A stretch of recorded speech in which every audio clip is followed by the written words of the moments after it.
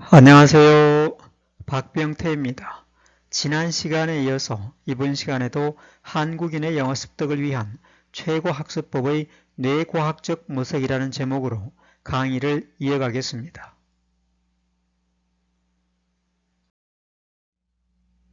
오늘은 네 번째 시간으로 문장을 듣고 따라 말할 때의 영어 습득 효과에 관하여 설명드리겠습니다. 제시된 영어 문장을 듣고 따라 말할 때 우리의 뇌 속과 뇌 밖에서는 어떤 영역들이 작동하게 되는지를 알아보겠습니다.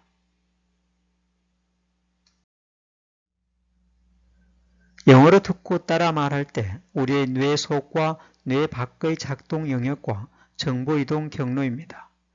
원어민의 목소리를 듣고 따라 말하게 되면 그 목소리는 뇌 밖에 있는 보조기관인 귀를 통해서 뇌 속에 있는 듣기 중추로 옮겨지게 됩니다. 듣기 중추에서는 귀를 통해 들어온 원어민의 목소리를 이해 중추로 보내게 되고 이해 중추에서는 역경은 시험한다 친구를 이라는 내용으로 이해하게 됩니다. 이해 중추에서는 이해 과정을 거친 소리 정보를 구성 중추로 보내게 되고 구성 중추에서는 이해 중추로부터 받은 소리 정보를 재구성하여서 발음 중추로 보내게 됩니다. 발음 중추에서는 구성 중추로부터 받은 소리 정보가 실제로 발음될 수 있도록 그 소리 정보를 뇌 밖에 있는 4대 발성기관인 후두, 혀, 턱, 입술로 보내게 됩니다. 뇌 밖에 있는 4대 발성기관은 발음 중추로부터 받은 소리 정보를 실제의 소리로 바꿔주게 되고 비로소 귀로 들어왔던 원어민의 목소리는 자신의 입을 통해서 자신의 영어 발음으로 전환되게 되는 것입니다. 이 그림에서 알 수 있는 것은 영어로 듣고 따라 말하기를 하면 영어의 습득을 위해 활성화되어야 하는 뇌 속의 듣기 중추, 이해 중추, 구성 중추, 발음 중추와 뇌 밖에 있는 4대 발성기관인 후두, 혀, 턱, 입술이 모두 작동하게 된다는 사실입니다.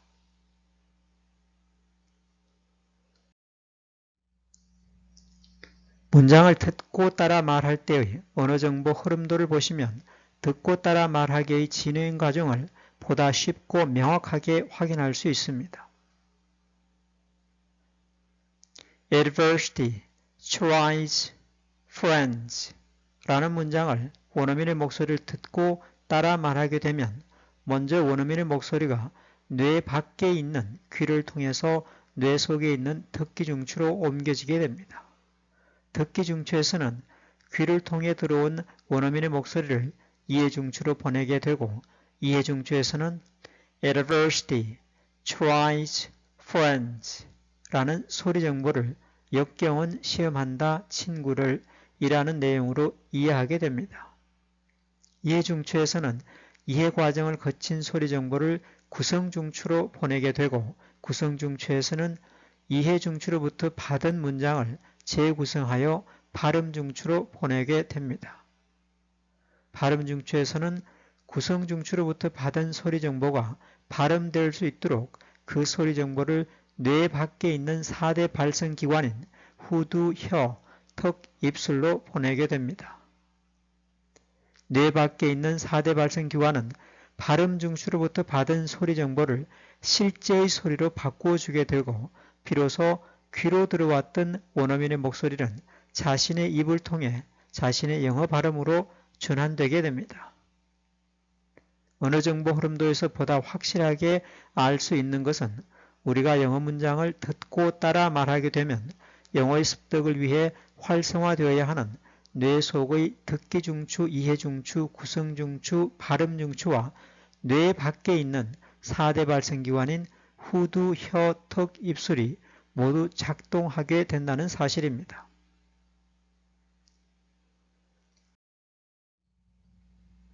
다음은 영어를 습득하기 위해 반드시 활성화되어야 하는 영역들을 영어로 듣고 따라 말할 때의 작동 영역들과 서로 비교한 자료입니다.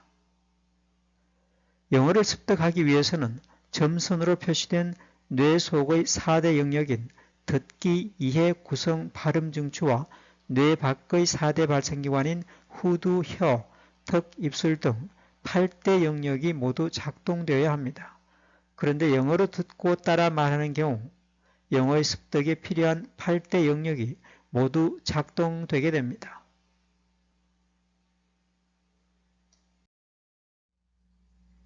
마지막으로 영어 문장을 듣고 따라 말하는 경우의 학습 효과입니다.